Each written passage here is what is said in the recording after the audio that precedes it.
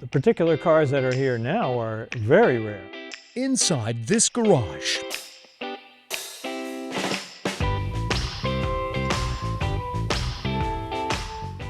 Old cars are pretty much an attraction to anybody. you will find more muscle than most gyms. This is a 1970 Plymouth Superbird. At American Performance LLC in Chesterfield, they are serious about cars that scream fun. Well, it brings back a lot of memories for me because in 1977 I had one just like it. Owner Frank Badalson is considered the nation's preeminent MoPar expert. We like to keep original cars original. He has a 50-plus year body of work to prove it. Well, they're fast, no question about it. They're fast and they attract a lot of attention. Frank's hobby and profession rev his engines. Always have. So it's basically what I live for. I love it.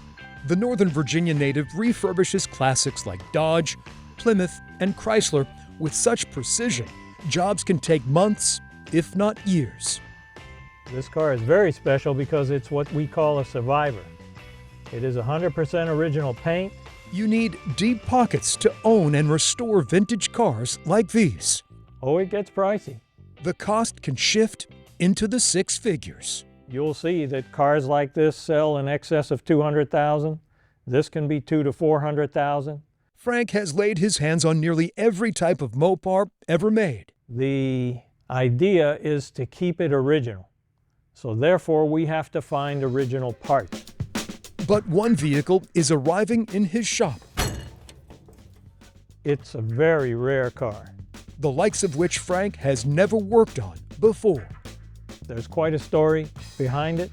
A car that is dripping with Hemi history. It is called the Black Ghost. Purchased new by former Green Beret and paratrooper Godfrey Qualls. He got back from Vietnam in 1970. He got the car, he ordered it. In the early 70s, the driver in his modified MoPar burns rubber through Motown. The car was prepped primarily for use in street racing. Godfrey would simply disappear into the night. Therefore, Godfrey, as the legend goes, would engage in these races, stoplight to stoplight, turn a corner, and would never be seen again. The racer couldn't reveal his identity. No one ever knew who the driver was. Godfrey was serving on the Detroit police force in the traffic department. He took a lot of chances by street racing this car on the streets of Detroit where he was a police officer. My dad loved cars. He always talked about cars, especially high-performance cars. Growing up, Gregory Qualls never knew the extent of his father's lightning-fast street cred and lead foot that left others in the dust. He was very much into that. I mean, just look at the car he bought. After years of racing, Godfrey put the brakes on his underground exploits. The Black Ghost was retired where it sat still, deteriorating for nearly 40 years. For me as a kid, it was just my dad's old car, just sitting in the garage. But to my dad, it was very special to him. Those who raced against the Black Ghost never forgot, neither did Godfrey. You know, that was his baby. That was his baby. And that's why he kept it for so long. With the retelling of each tale, the legend of the Black Ghost grew. It has evolved into a great story, and it is a true story. Only a few dozen of these cars rolled off the assembly line. It was a formidable street racer. There's no question about that. The Library of Congress is even recognizing the Black Ghost as culturally significant. They had to call it the Black Ghost because I think that's so cool because it came in, then it ghosted away. It's gone. What was that? What just happened? Technician Dave Inglesby finds it thrilling to work on a unique piece of Americana. Well, it's like sitting in a movie car to me, like climbing into the Batmobile or the Monkeymobile. It's a once-in-a-lifetime opportunity. Yeah, when we decided to sell the car, that was a rough decision. Yeah, it was. Gregory says refurbishing his late father's pride and joy proved too costly. And it was hard to let it go, but I knew I had to let it go. I couldn't take care of it like I wanted to. So the Michigan native drove the Black Ghost to the auction block where the sale of the car, much like its former driver, created a buzz.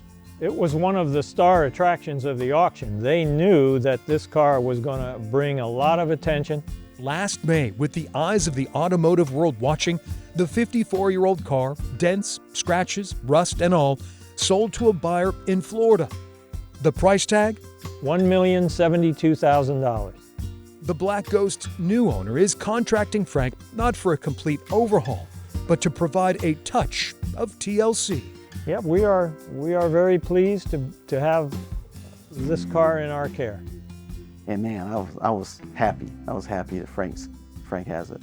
I know he's going to take care of the car, and he's going to do my dad justice. I know he will. Keeping the integrity of this classic intact is paramount. Being that it is designated as a National Historic Vehicle, I think it's significant that we have it, and I'm honored to have it.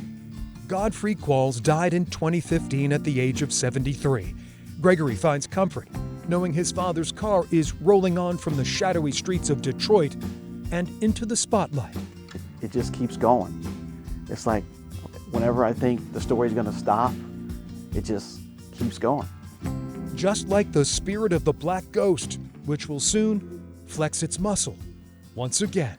It was a part of my dad's life, and I wanted to learn that side of the story about my dad and why he kept this car. What was so special about this car? What was important about it to him?